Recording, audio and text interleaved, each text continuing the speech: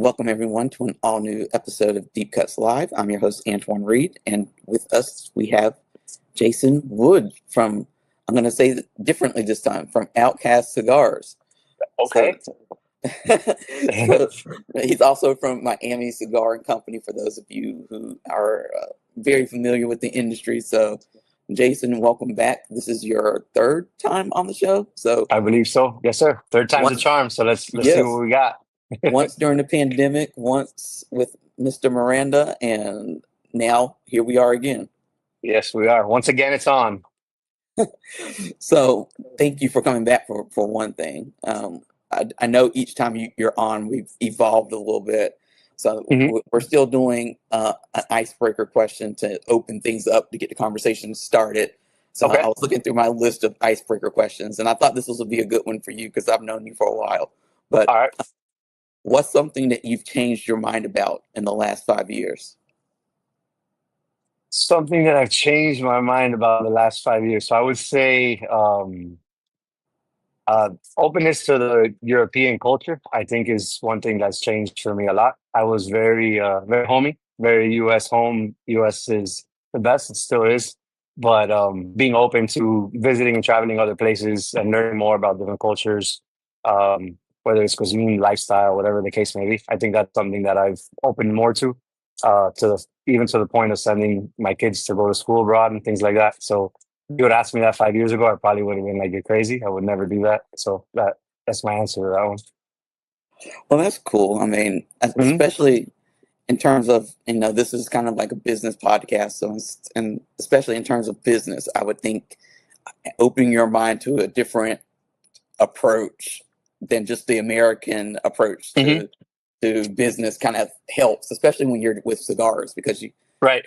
as I'm learning deeper into my career, like there's so many different markets for cigars, and each one is Definitely. completely different. So you kind of do have to become like a well versed person, familiar with different cultures and Yeah, their different ticks and how they think and how they approach business and life in order to kind of sell your product in different markets.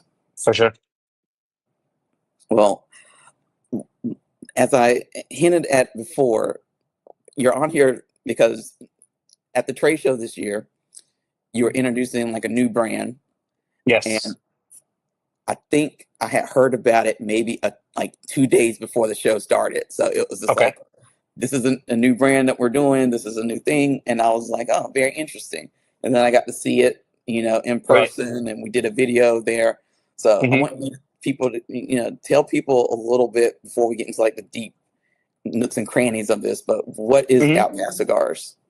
Yeah. So Outcast Cigars is about over 5 years in the making. It was an idea that we had that we were trying to work out. The main idea of it was utilizing other different types of tobacco that the industry does not currently use at that time when we were talking about it. So a lot of people are familiar with our Tatiana line of cigars. So about 5 years back, we came out with a 25th anniversary cigar. It was the first time we did a limited edition off of Tatiana. So we found it a perfect chance and opportunity to do something different. Um, so over at the factory in Dominican Republic, we had worked in the past with Andullo, which is kind of a type of pipe tobacco that they use in the Dominican Republic. So we had some success with that. And what I did like about that was just the natural aromatics that you get from pipe tobacco. So I always thought, what if we use something like that in a Tatiana cigar? So okay, yeah, we can do that. So our partners obviously they had done that in the past already. So let's what other pipe tobaccos out there. So starting to explore different types of pipe tobacco, and then came across the Black Cavendish pipe tobacco. And I was like, well, I think this pipe tobacco can pair well with a Tatiana type of cigar. Let's see if we can make that happen. So for the 25th anniversary, we used that as the vehicle to kind of sample and try and just see if our execution could be proper in the factory level, making sure that the cigar's combustion was the main thing that we needed to make sure on, just because it is a different type of tobacco. It's a little bit more moist to make sure the combustion on the cigar was there, make sure it marries well with the other tobaccos in the cigar as well. So long story short, we were able to do that, release it to the market. Our retailers supported it. The consumers loved it. Asked for more. It was limited, but we told them, we are working on a project in the future where we will be utilizing blends like this. So then fast forwarding to last year when we finally had everything locked in and ready to go. And like you said, so at the beginning of the year is when we finally just started teasing it. at the conventions. Towards the end of the first quarter is when we started launching, just a little bit more aggressive, getting the word out there about the product, about the cigar, and that's where it all started. So it the pipe tobacco was where it was the original reason that we wanted to get into it. But then in looking into it further, just again basing it off of our Tatiana smokers. Ideally, the Tatiana smokers, they're always with us. They love us. They're very loyal. They stay loyal to the brand. But with so many great cigars out there in the market, people always like to try other things and things that are new. And so we wanted to create a product that was a natural progression for them as well. Again, if they did want to graduate and move on to another cigar, this could be something for them because it's not a flavored cigar. So there's no flavoring or infusion in the product. It does have the pipe tobacco and has a subtle sweet tip on the cigar as well. Uh, it's just a great overall smoking experience and it fit perfectly in our portfolio. So it was a natural move for us and then to get it into the market.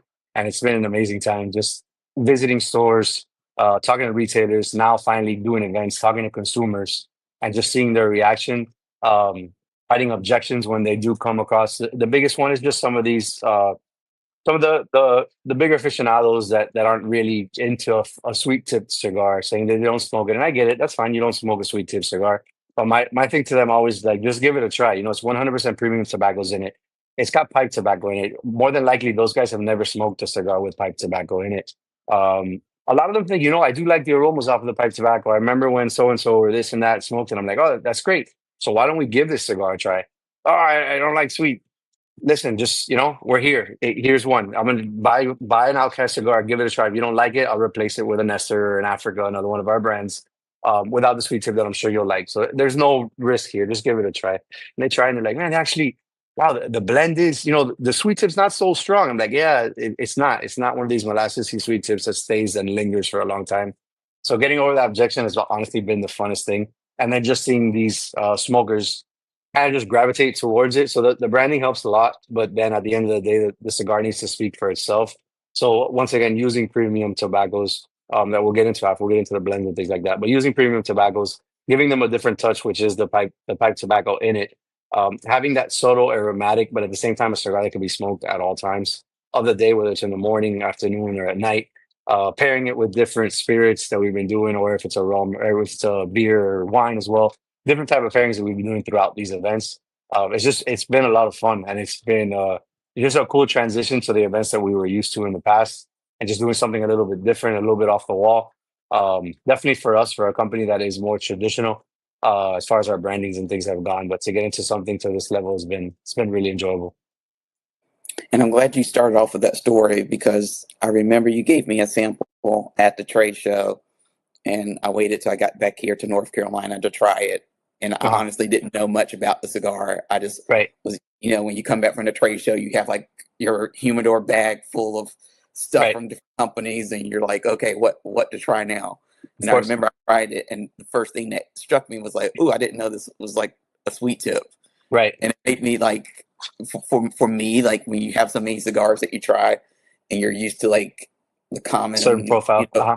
stuff, and then all of a sudden that sweet tip kind of hits Right. you. At first, you're just like, oh, like I didn't expect that, and I didn't expect that, but I thought like the cigar beyond that was like really good. Now my Uh-huh. standards are really good compared to someone else. Like I don't do ratings and Right. reviews and flavor profiles, and Uh-huh. we taste notes of this and hints of that. But I was Right. just like, it burns good. It seems to be well constructed. Hmm. The sweet tip gives it a nice aroma, on top of everything else going on. So I'm glad you kind of made that comparison, because I said to myself, this reminds me of like a Tatiana, and I was Uh-huh. like, I wonder if that was intentional, or Right. how that came about, because I know the Hmm. Tatiana brand for Miami Cigars is so important to you all. So to create Definitely. like something else on top of that seemed Yeah. interesting and Right. unexpected. Right. Yeah. So we wanted to give it its own space, right? Give it its own name, give it its own part in humidors and in the consumers' minds.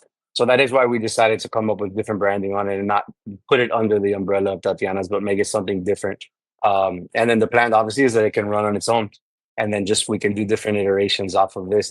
It's opened up like a whole new world of different type of blends and things that we can do. So if you know, I'm going to get into the blend, so I can talk a little bit about the blend and what this cigar is about. So starting off with the wrapper, We use a wrapper from Brazil. It's a Brazilian Cuba wrapper. So that iteration of the Brazilian tobacco is one that's not used much in the industry. But the reason why it worked great for us is it's a nice toothy, darker wrapper, but at the same time, it's not too overpowering, right? So it's not going to overpower what's most important in this blend, which is the Dominican fillers and the Black Cavendish pipe tobacco. So that was very important.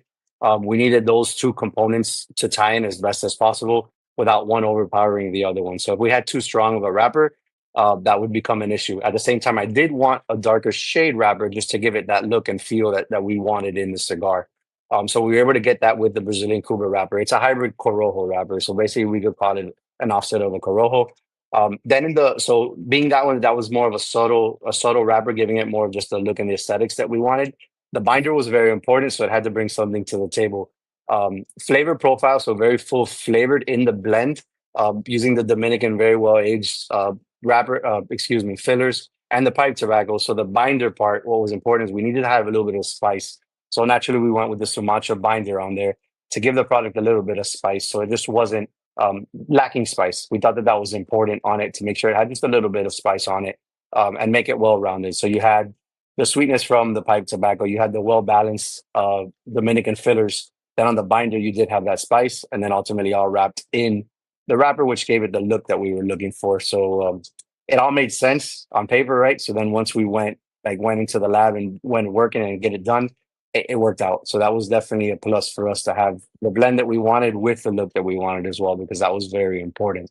And then getting back to my point, so now how it's opened a whole new world up for us is that in years past, so visiting the tobacconists and going to the stores, they always had their jars of pipe tobacco or their area for pipes and things like that. And to be honest, it just wasn't our forte. It wasn't what we dealt with. It wasn't what we sold. It wasn't what we marketed. So I would always just kind of walk by it. Didn't really have an opinion on it, positive or negative. It just wasn't what we did. So we would just walk by. And now how much things have changed in 2025 is that now when I go into the stores, it's actually the first spot where I go because I'm so excited. It goes back to kind of what we were talking off the air on how I get excited about things and I'm just like want to jump at it and get into it. Mm-hmm. So you have all these different blends and different types of pipe tobaccos that I knew at the time I knew nothing about. I'm still very much a novice in it, but getting familiar with more different types of varieties of pipe tobacco and going into the stores and seeing and then finding who the pipe expert is in the store. And talk to me about this one and this one and this one. Try this cigar for me. This is a new cigar that we came out with, has Black Cavendish pipe tobacco.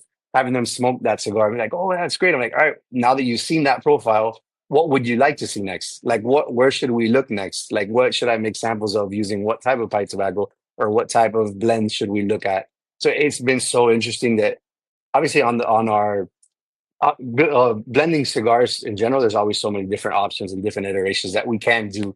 But now just opening a whole new world of pipe tobacco with this Outcast brand, it's just like the possibilities are endless and the different type of options and plays that we can go off of that blend it's exciting. And it's a good time just to be, it's like I'm a kid in a candy store back at it again, like just trying to look at all these different jars and things like it's amazing. And it's just getting back with the factory and saying, all right, in a couple of weeks, you're going to receive samples of this, you're going to receive samples of that.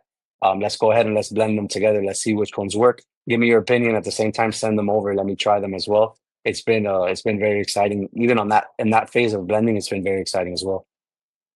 And I like how you've touched on, I think a very important part of business is staying excited about what you're working on because it's easy after so many years to get like, I don't want to say like dated, but to kind of be like, oh, here we go again. We're going to like turn out the same thing. It's, I know what to expect. So to find a way to get re-engaged and excited about what you're doing, I'm sure it is kind of reinvigorating because it's like you caught your second win or your third or fourth win in your case. I know that. Right. So, definitely. It's a fun time. We're really excited about it and being out. So we've had about almost 6 months like in the market. So it's been exciting just to get out there full steam ahead again and just visiting accounts, still opening accounts. We're still doing that. Obviously, we're constantly just trying to open as many accounts as we can for the brand, and just get it to a level where, I said, everybody's familiar with the brand, and they try it. I'm so confident in that first trial of the product with the consumer because it is such a clean, easy, nice, enjoyable smoke. Like it's not complicated.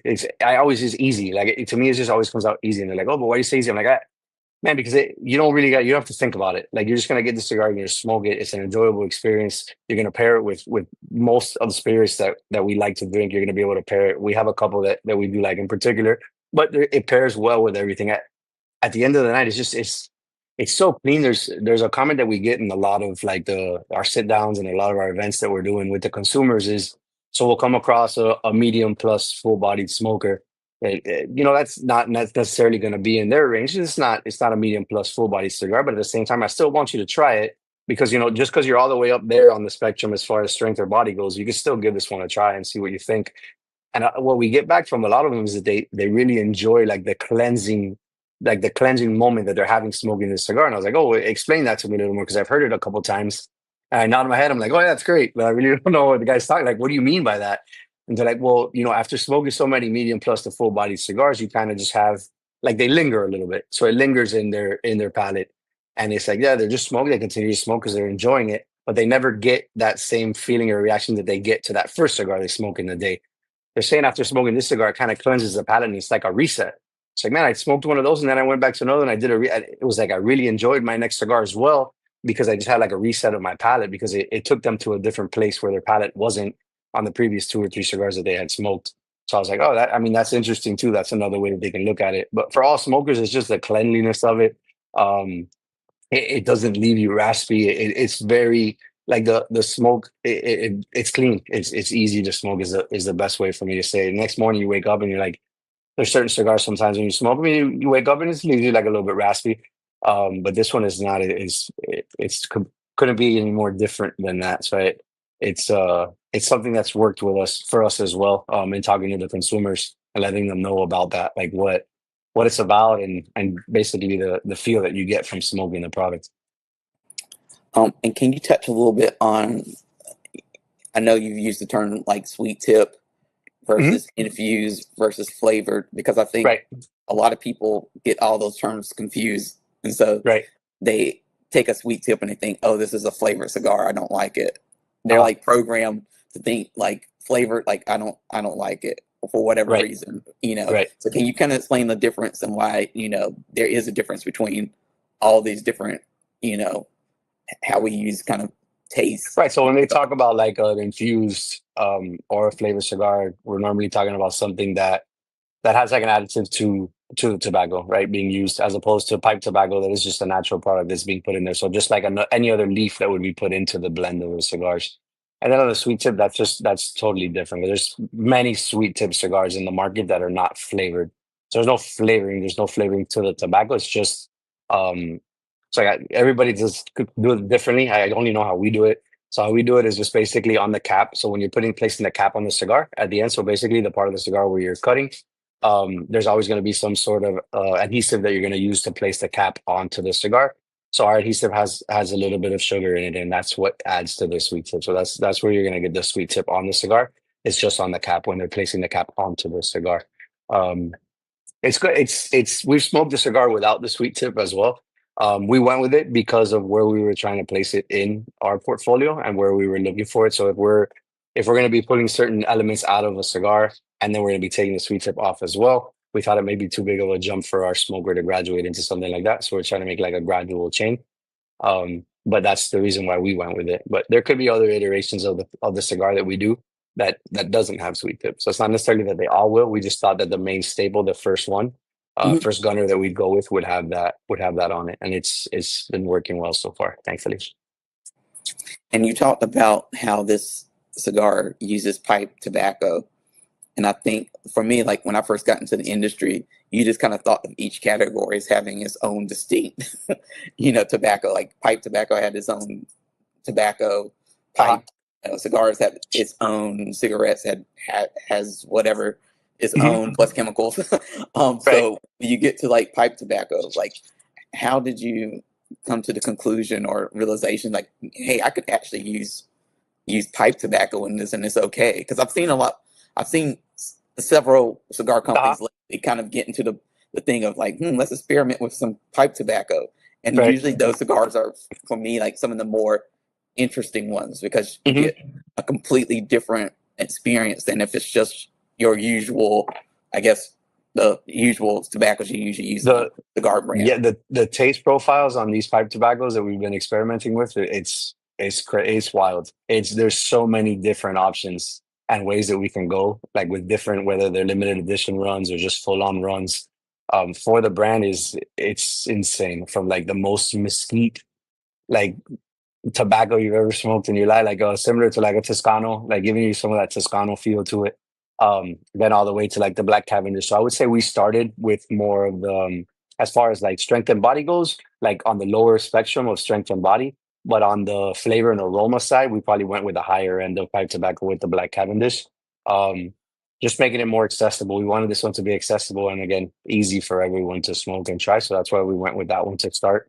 But yeah, there's so many different options that we can go with the product, and it's just like trying them out. We've tried a couple, and we're like, oh, this there is like they'll be very polarizing because it'll be so intense of a flavor profile. If it is it of that smoky or mesquite, or some will be too much. That at least for me, I'm like, all right, I think that's too crazy. But now we're getting into January, so I'll have all the team in town. We'll be smoking a bunch of different stuff and getting their opinions as well, because that's it's super important. I mean, it's not so much what I think or what the guys in the office think too. It's kind of what an overall team effort, as to what we want to do and where we want to go. With everything that we do, but we've made it a point to make sure with this brand to get as many opinions as possible, because what I think is cool, what I think is something that'll push and move the needle, isn't necessarily something that everybody's gonna like. Um, just like funny story off of that. So off of the logo, working on the logo and different iterations of the logo with the designers. Um, right away from the first jump, like this was the one that I loved. And it was one that everybody else was like, you cannot use that. Like that is a weird, like I see the guys like that is a weird looking guy. Like you cannot. And I'm like, all right, well, I really like it. They're like, no. And then we just do different, like, all right, run number 2. Here we go. All right, run number 3, run number 4. And I would always make sure to keep them on there. I'm like, why is this one still there? And I'm like, because that's still, I haven't found one that I like better than this is the one. And then just at dinner one night, like I'm looking at my phone and my wife's like, oh, what are you looking at? And I was like, yeah, you already know what I'm looking at. And she's like, just do it already. Like, like you're so like passionate about that. Like you really like that. I'm like, I know people will talk about it. Like I know it's something that'll catch your attention. It might even catch your attention. Like, wow, what the heck was this company even thinking? Like putting something like that. But it's attracts your eye. Like even in the humidor now that the boxes are there and everything's set up and we see it finally like live. I was like, yeah, that's the move. Like that was the right move for the brand. Um, it gets you that feeling right away. They're like, all right, this is not your everyday cigar that we're used to, right? Like this is not your grandfather's cigar. You're like, all right, and I like that. Like, so it gets like, it gets people excited about it. Like, what the heck? Like, I need to try that. Like, what is that? And then that's the biggest challenge, obviously, in business, like especially in our business, is getting people to try that product the first time. And at the end of the day, either they like it or they don't. But I can honestly tell you, I haven't been more confident in the initial trial of a cigar um, than I am with this one, because there's so many different ways to it. It's not just for one type of cigar smoker. It's for every smoker. Like, and there's not many cigars, if any at all, that I can say that I think they're for every smoker, like in our industry. It's a fun time, and it's doing great, and it's only the beginning. Like I said, we've only had about 5 months in the market. It's in about like I'll say a little bit over 800 stores. So and still growing. Like it's we're constantly looking at it and seeing where we're at. And I'm like, I was looking at the map yesterday on the website. So you can go to outcastcigars.com and just go to the find the retailer link, and it'll show you everything where the cigars are at, where they're currently located. And for me, it's just to see the map, like just gradually, like it's just stacked, like stack, stack, stack. Then as we get to the West Coast, it's starting to go down a little bit. So that's going to be a definitely initiative already for the start of 2026. Is we got to get out there. We got to right away hit Nevada, Arizona, that area. I got to get to these guys. I got to make sure we get those accounts. We have great accounts in there that support Miami Cigar very well. Do great with Tatiana's and with Nestor's, but we need to get the Outcast out there. So it's just to get out there to the West Coast and really pump those numbers, because it's 800 stores is great, but there's so much more that can be had. Um, compared to some of our other brands, like there's a lot left there that we need to get, and I just need as many doors open for the product as possible, just so we can get that many more consumers trying it and get them excited about the product. Because, like I said, that's it. Once we get them to try it, they're going to really enjoy it, and we're going to keep it fresh. like always coming out with different things, whether it's just new vitolas or new sizes, or like we talked about already, different types of blends, limited editions, full ons, keeping the apparel fresh too, keeping all the merch, things that people are looking for. I think that that's important with this brand as well. It's just to keep things exciting and keep them looking for more. We've done a couple of those multi-vendor events, and it's been the reception has been amazing. Like I've never been at a multi-vendor that I feel bad for the companies like next to us. Like it's just like it's wild. It's like these people go crazy, like for everything that we're doing, for the cigars, for the promo stuff, for what is going on, the big yellow tent, and everybody else has like their regular black colored tent, and the flyer. It's like they're like, wow, okay, we got to see what's going on. So a lot of times when you get to that, and it's a lot of hype, right? A lot of smoke and mirrors, a lot of hype, and then you get to it, and you're like, you're disappointed, and not just in cigars, like in any industry, anything that we're buying, like it kind of lets you down sometimes when things are like just so hyped up, and it just doesn't live up to the hype. But I think I believe ours does, man. It's you just see them, like you get them, they try the cigar, they're like, oh, okay, I tried it, I got it. You know, like in a lot of the multi vendors, they give a cigar of all of them. They're like, all right, Mhm. have you tried our cigar yet? No, I never even heard of it. They're like, take it out of the bag. Like, oh, but put it, take it out of the bag, try it. Like right now, you need to take advantage of these deals because in an hour we're gonna be sold out. And you're like, oh, there's no way. I'm telling you, in an hour it's gonna be gone. You say, you know, I'm confident at the beginning. You're confident about it, but you're like, all right, Jason, maybe you're like pushing it a little bit here. Like that, how confident are you? In an hour, it's going to be gone. But then the guy'd come back and be like, man, I told you, 90 minutes later, we don't have any product left. It's done. So that's the focus. We've done about 4 of them this year, and it's been exciting. It's just been a great like reception from the consumers in the multi vendors is amazing because it's just we just need a crowd. Like when the crowd is there, the product will move. The product does what it needs to do, and the experience is going to be great. It's great for everybody that's there. So obviously, those multi vendors is what they guarantee you a crowd, right? Because it's obviously these larger scale things. People are buying Mhm. tickets ahead of time, so it's something we're looking forward to. And we got a couple here left before the end of the year, and then we got some more in the first quarter of 2026 to look forward to. So it's a good time. It's a fun time. It sounds like you yourself are getting out there, at these events. It's not just that you're sending your Yeah. sales team out and to say, "Let me know how it goes." Like you're Hmm. actually getting out yourself and seeing Yeah. the people and interacting and getting that feedback like right Hmm. away, which I think probably Yeah. helps you as you're putting together this new brand and thinking about how to, scale it. Like having I that. just see it. I see it, man. I see like the execution of it. Like I see what needs to be done. So it for me it would be hard. Like so I believe in it so much and I believe in this execution of this process of what's gonna happen like at these events and the experience that the consumer is gonna feel. That if I didn't go, like if I wasn't there and then I got feedback from one of my guys who were like, oh it didn't work right away, I'm gonna be like, this guy didn't do it right. Like Right. and that's not fair, right? And I get it. That's not fair. Maybe he did do it right. Maybe your plan is just not as crispy as you think it is. So I was like, I have to be there. I have to be the one, like front and center with it, running it the way that I believe it should be done, and then seeing it. Okay, and I see it, and I see it going to fruition. Obviously, there's always going to be things you need to tweak, tweaking things that need to be tweaked. All right, it's ready. This type of event is gold. All right, guys, this is the setup. I've done it with you. You see what it is. Awesome. Let's ride. Let's do it. And then little by little, as different events. So now we're doing more just store specific, like smaller ones that are cut Mhm. and light, or cigar of the month. We run a cigar of the month, and then at the end do the events, different things like that, seeing them how they work and adjusting onto those as well. Because I don't want to, I'm so confident in it again that I don't want to just like take my guy's word out there and be like, hey, this didn't work because of this, and be like, man, they did it wrong. Like that's not fair. That's not fair to anybody. So just to make sure that I can see it in person, like with my own eyes, and actually execute, and then know, all right, guys, this works. Like this formula works. Let's go with this.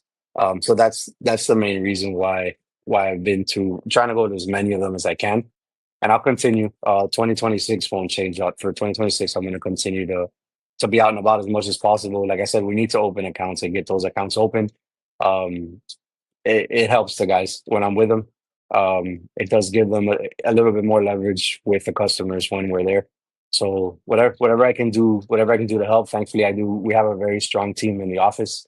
So there isn't a void. Let's say, like if I'm not in the office, if I am in the street with the guys, there's not a void left behind in the office. They're running everything that needs to be run. Operations are run the way they need to be. So it gives me the benefit and the ability to do that, which is amazing. Well, I think that's like I said, a great thing because I have worked for several different companies in my short career. Have you really? I know for a few companies, so I have Uh, seen the gamut of how people run things, and I have found that those who get out there and, like you said, who learn how to put together a good team that can manage things, in the hmm home base, and then they themselves get out there, have so much Right. more success than those who just send out a sales team and say like, let me know how it goes, and then like you said, then they get upset when they're like, well, we didn't make, we didn't close the sale, Right. or they were a maybe, and they're like, well, what did you do? And then they're not out there though, like asking the questions and seeing the Yeah. reactions. So I think that's Right. a big kind of like leadership skill that not a lot of people have grasped onto still. Uh-huh. Just learning how to let go a little bit to the point where you get out there just as much as your salespeople and everyone else, and you hit the Right. streets like you're a newbie, just getting out Right. there learning and asking Yeah. questions, and taking rejections face on, hmm instead of Yeah. just through email or through a phone call, and just seeing what Right. works. Right. Right. Definitely. But it's been great, like getting back into the market and just visiting and seeing the stores again. To be for a while there, we were just doing a lot of the conventions and like multi vendors, like the larger scale things, just to get like to still have FaceTime with our customers, and then the multi vendors to do like to get FaceTime with the consumers as best as we could. But I mean that's just the tip of the iceberg of what can be done, when you're traveling more and getting out there more. So it's been great to get back to the stores. It's been a benefit, to be honest, for all of our brands. Just to get your eyes back on it too, like to see how your product is positioned, to see where it's positioned, um, how it looks, how it's moving. Because we you do have a snapshot, right? So like from the office, I do have a snapshot of like sales. Obviously, I can see, all right, you're continue to buy, so all right, the product's doing well, so we must be fine. But then when you go to like the actual store and then you see it and you're like, man, like we are doing well here, but we could do so much better. Like look at how it looks, or look at where it's positioned, or like nothing to a fault of a retailer, just a little bit of out of sight, out of mind on the personal relationship level, but it's not positioned in the best spot. Because we're not giving the FaceTime. We're not there asking the questions like, hey, what do you think about placing us here? What do you think about doing a floor stack of our product for this month and running a cigar of the month type of thing or whatever? So getting back out there and seeing it and talking to to our lifeline. Our lifeline is our retailers. They're the ones that get the word, and they're the ones that push our products. So we need to have it looking as best as possible and it showing its best, face forward.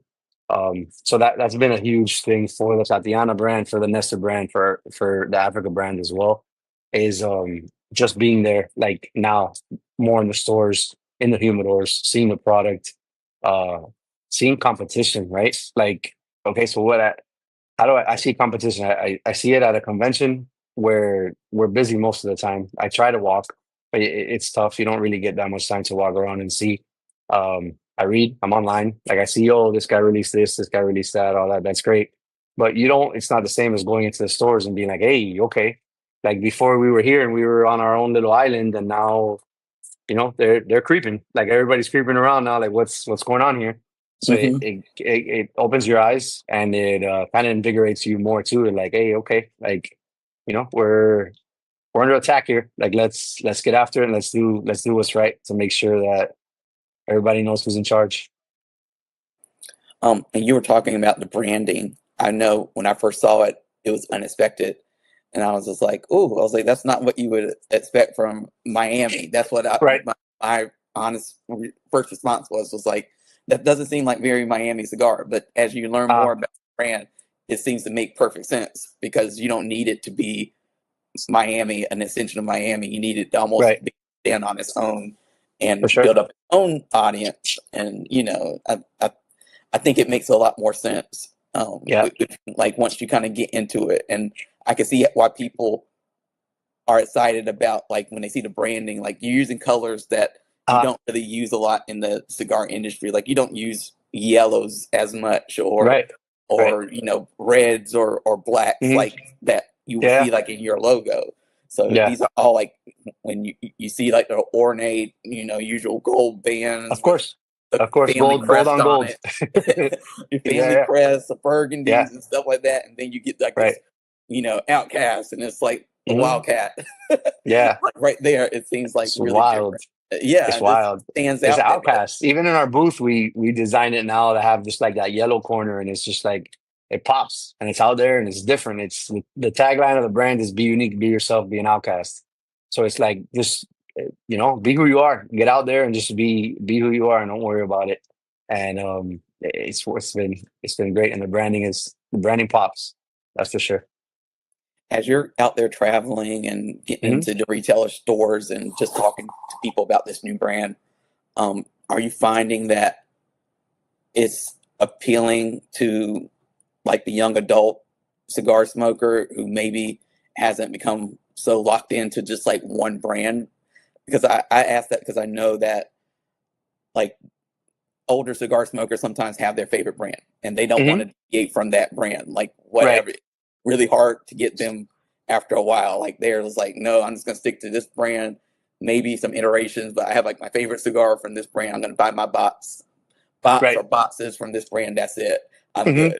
And then like younger cigars, smokers, like I can't say like I have like a favorite brand per se, but I'm like I for especially for my job, I have to try Right. different brands and stuff like Of that. But course. I'm finding a lot of young adults, not that I'm starting to get to that little questionable area about how young we are now, but Uh-huh. I'm finding like young adults like the choice and the variety to Uh-huh. get out there and to try something different. So I can see how, your brand, it feels like almost like a sports team.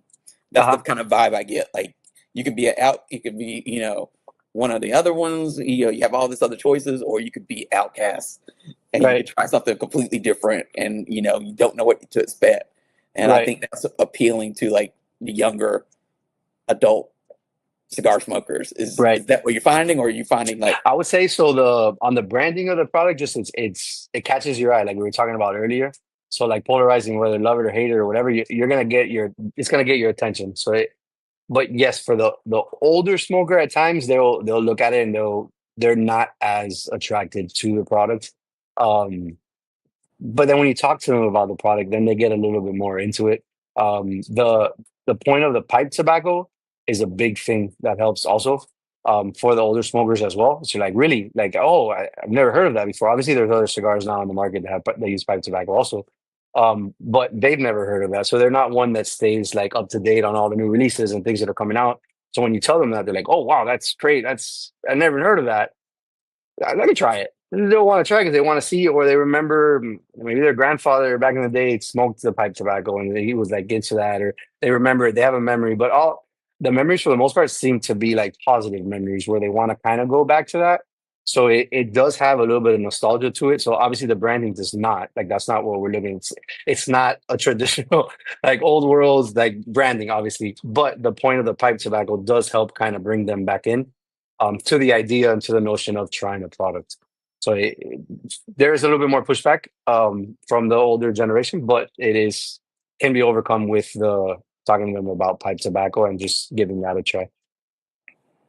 so you talking about wanting to kind of scale this brand? So Hmm. what does that plan kind of look like without giving away too much, of course? Like, Yeah. are you thinking like more releases, or are you going to be focusing on just getting it into more stores first and then? So we with the changes, obviously, a couple years ago, changes of convention time and making them more scaled towards earlier in the year. The middle of the year was always a good time for us to be able to go ahead and release, but since it's now it's a little bit towards the beginning, or let's say right at the end of the first quarter, it doesn't get so. In this particular example, it doesn't give the brand a full year in the market. So I didn't feel like it was the right time to start with another blend or something different on it. I don't believe that we have the traction or the footprint yet to be able to get to that. It is something that we are working on to already be ready for it. But I wanted to focus in again.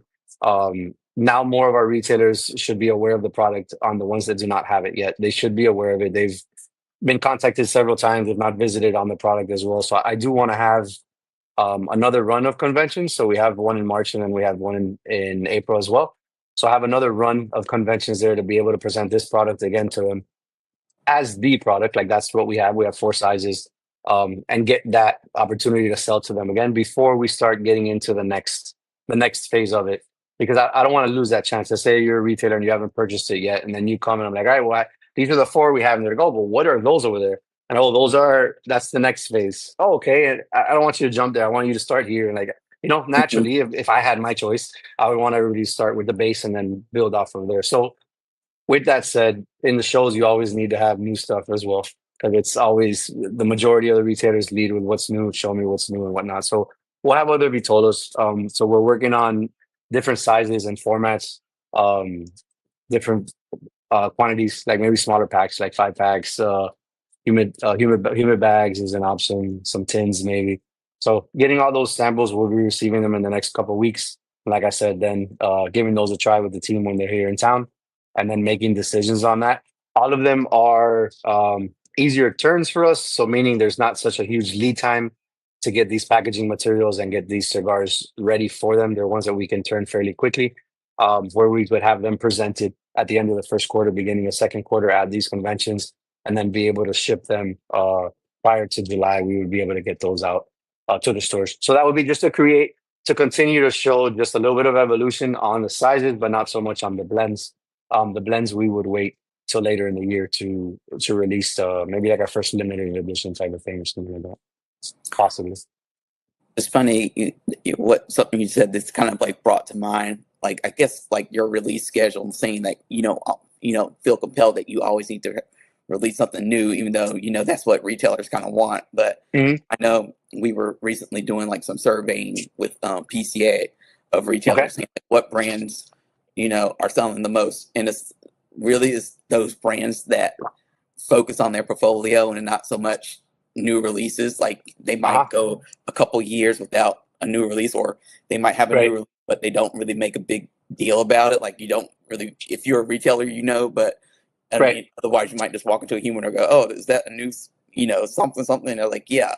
So it reminds me of that, you don't always need to focus on new so much, just but building up that like retail relationships and just building that customer base and making sure that you don't lose that traction. Because most of these companies, when I looked at this list, I was like, those are all like the, your standards. Like, no offense to anyone, but it wasn't like, that new release from the show, like that suddenly propelled someone to, the top of the list this year alone. It was kind of like, it's the same makeup of people, but the same companies. But it's like those, like I said, that kind of really focus on, I would say core. Like relationships on the core, and just, those core brands and not so much like we got to keep up, we got to do something new every year, because it seems like something new kind of burns everyone out. It burns the retailer out because you have to push it.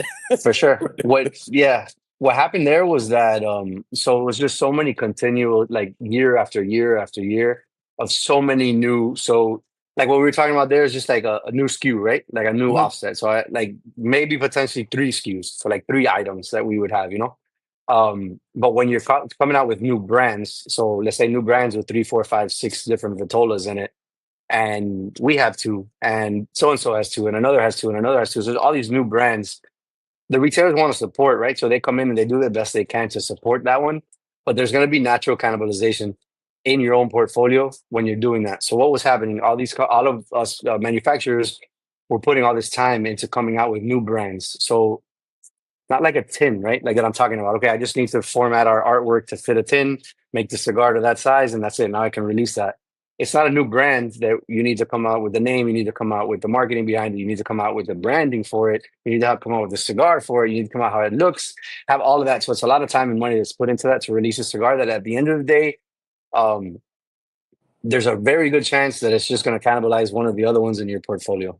Because again, going back to relationships, a lot of our retailers work off relationships, and they're like, so-and-so, we have this amount of space dedicated to you. We respect that, just like we respect for so-and-so that comes in just like you and everybody. So they try to respect. At times, obviously, you can take from others, but for the most part, they try to respect that space. So at the end of the day, right, you're going to bring in 4 new SKUs, which 4 are coming out, and it's normally from your own. So we see all that manufacture, you see all that time and money put into like doing this, all this research and development into getting what you think is going to be the next hot shit. When in actuality, okay, it could be, but it might just be something that you already have in your portfolio as well. So that's where I think it got so crazy that then all the manufacturers, we started scaling back, like on those new brand releases. Like for us, to have a new brand release. Like Outcast has been our first one probably in a couple of years, and we've come out with just with a new brand. We've stuck to, like you were saying, stuck to our core for the most part, and then just do little iterations, like little limited editions, little runs like that. I think that's a cool way to keep some excitement going without coming out with these new uh the R&D, like the big R&D behind these bigger brands is tougher. It's tougher on the retailer, it's tougher on the manufacturer, it's tougher on everybody. So you need to be really sure or really feel like you need that new brand in your portfolio before you move forward with that. And to kind of tee off of that, I want to make sure that we touch on this during the interview, but Outcast does not like replace Miami Cigar or anything that you're doing there. It's just like building like a new vertical within it. So Outcast is another brand. So Miami Cigar and Company is just the umbrella, right? So that's the name of our company. And then under Miami Cigar is a distribution company, and Miami Cigar distributes all brands owned by the family. So there's Tatiana Cigars, Nestor Miranda Collection, Don Lino Africa, and now the Outcast. So we have four different, I would say four different segments or four different brands of products that we sell within the family, which is Miami Cigar. So I'm going to ask you a two-pronged question. First, what did your wife think of this cigar? So my wife, she's not a huge smoker. She does smoke from time to time. She enjoyed it. She likes the aroma of the cigar because it is something a little bit different than all of the other cigars that we have. She enjoys that part of it. She really likes the branding on it. And she just like she supports me. So if I'm really behind it, I think she sees that, and she obviously wants it to do well. She wants all the brands to do well, but she sees like the excitement. Our children are excited about it too. They've seen like the whole process. I'll say it's the first brand that we release that they're old enough to kind of understand and ask questions as to why and where and what the whole thing is. So it is exciting for the family. It's like the family's our family, so that not including my in-laws, just my wife and kids. It's the first brand I think that we release that they're old enough to really understand it and see it, and then they see it on social media, and they see the social media team with their videos and all the quirky little things that we're doing, just building off and playing off of the Outcast name. They're like, "Oh, that's kind of that's cool," or they'll be like, that is not cool." I'm like, "I don't care, I like it, so I'm gonna do it." So things like that. So it's so to answer your question, yeah, she's down with it. She likes it. Yeah, I would think that having, college age kids who can, Hmm. give you feedback on like, yeah, this works or this is a little cringe. Right. It's kind of helpful, Hmm. both in the marketing and sales way, because you're like, Yeah. oh, okay, well, I thought it was cool, but maybe you all They don't. hate they hate the Panther. We have like we try to, I don't know how you say the word, like just like make it go live, like act like it was actually like a live panther talking. And they had like that little run on social media that everybody had the animals talking and all of that. So Mhm. we've done a couple like with the panther back then when that was going, and they were like, "That's weird." I'm like, "Well, I think it's cool. So I like it, so I'm gonna do it." So we started to do a couple of those. They're like, That's it. Like that's it. You already posted like two or three of those things. Like enough is enough." The ad has that like that same character, but it's more of like a human looking panther or whatever. And they're like, "All right, it's time to change the ad. Like enough is enough. Like get that thing out of there. That time has passed." I'm like, all right, I got it, guys." But they'll comment. They never comment on one thing on any social media platform of cigars ever. And now they'll like send me either a screenshot or directly on like the app, and be like, "Oh, that's kind of cool." Or they'll be like, "No," it's like, "Oh, that's mid." I'm like, all right, guys, I got you."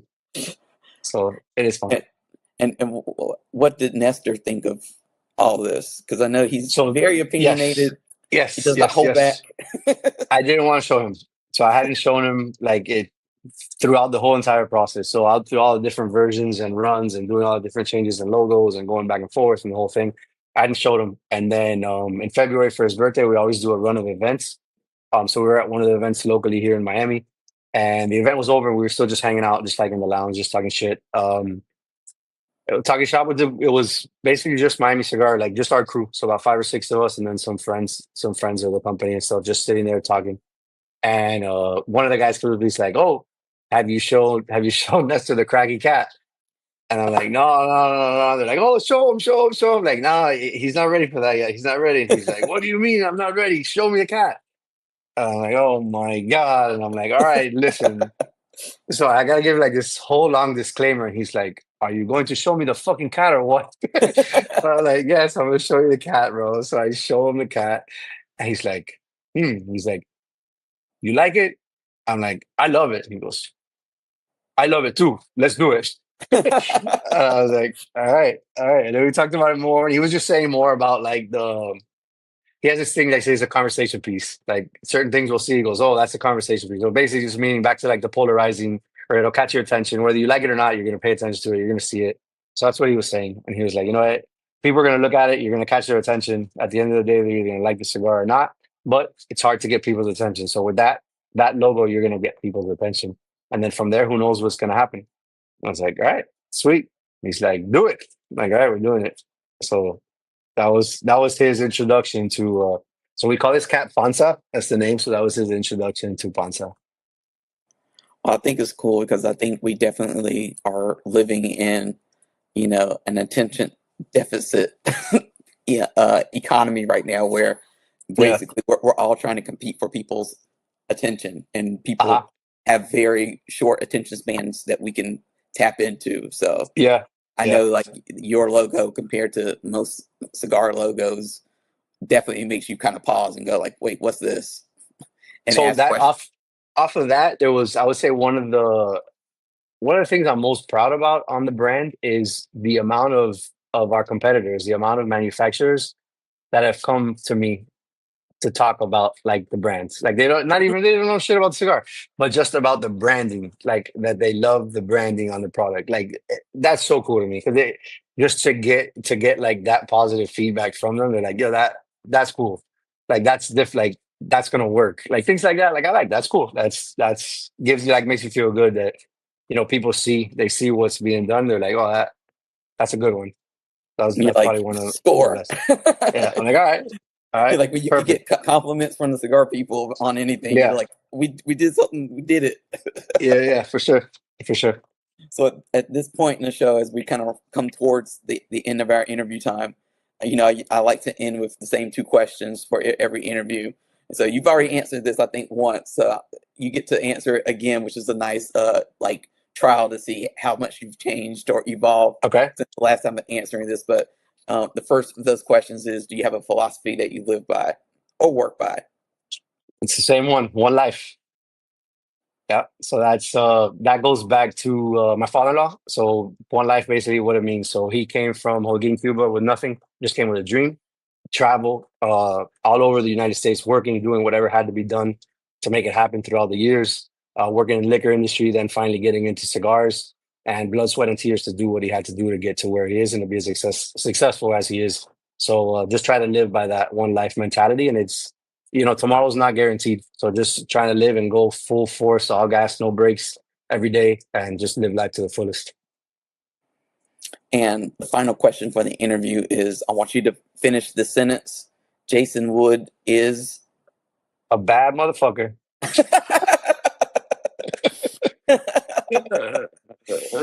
That's definitely a unique answer, but it's Mhm. it's very fitting. But yeah, so I know we've Easy. had like the banner on the bottom of the screen for most of the interview, but for those Yes. people who may have just be listening to like the audio version, can you tell people where they can get more information about Outcast Cigars and what social media they need to follow? Definitely. Yeah. So right there off of outcastcigars.com, you'll get more information. So more blend information, different sizes available in the brand, and then also more importantly, where to find the cigar. So we have that retailer locator there all throughout the United States. So I gotta do is punch in your zip code, I believe, and then it'll pop in like the top 10 or 15 closest to where you guys live. You'll be able to find it there. And then also Instagram is probably the most active that we have currently. We're looking into get some other streams going for 2026. But right now, on Instagram, Outcast Cigars will be the best. Obviously, you always can go to at Miami Cigars as well to follow all of our brands are on there. And MiamiCigar.com. It's currently under construction, so we're going to have a new site up for 2026. But the retail locator is still active on that one as well. Difference between the two is so on the Miami Cigar website, you'll be able to see where all of our products are. So it'll be a larger listing of retailers throughout the United States, as opposed to Outcast is just exclusive to the Outcast Cigar brand.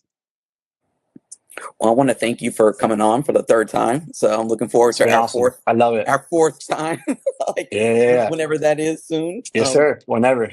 But and I want you to sit tight because we have one more thing to kind of film before we go for tonight. But for Okay. those of you listening and watching, thank you so much for tuning in and watching as usual. If you want to see more of this episode or any of the other episodes that we've done in the past, you can go to youtube.com/deepcutslive, and you can find us on all the different podcasting networks. Just search for Deep Cuts Live, leave a review.